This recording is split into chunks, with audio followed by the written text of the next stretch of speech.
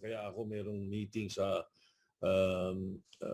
July 28, next week with my party mates. NPC, parang almost like a general meeting. Maingat kami dun sa tinatawag na alliance or coalition eh. Pero yung coalition, of course, is too late already because COMELEC has given a deadline for the coalitions to be registered. So alliance na lang yung pinag-uusapan. We're very careful about alliances in the NPC dahil nadala na kami. Nung araw kasi, meron kaming coalition, hindi ka alliance eh, coalition with LP, with PDP Laban.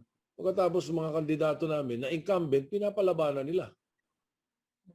Eh, hindi pa pwede yun. Hindi ba? Kaya kami maingat na ngayon at very tentative na kami. Ang dami nangyari sa amin ganyan eh. Nangyari sa amin yan sa Isabela, nangyari sa amin yan sa Pangasinan, sa Ilocos.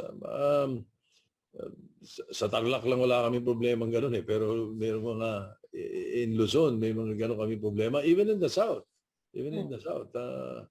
Sa Visayas and Mindanao, mayroon din kami mga problema gano'n. Dati. So, minabuti namin na mag-ingat na sa koalisyon. Dahil meron silang mga kandidato, pinapalabanan yung mga incumbent namin eh. There is such thing as an equity of the incumbent.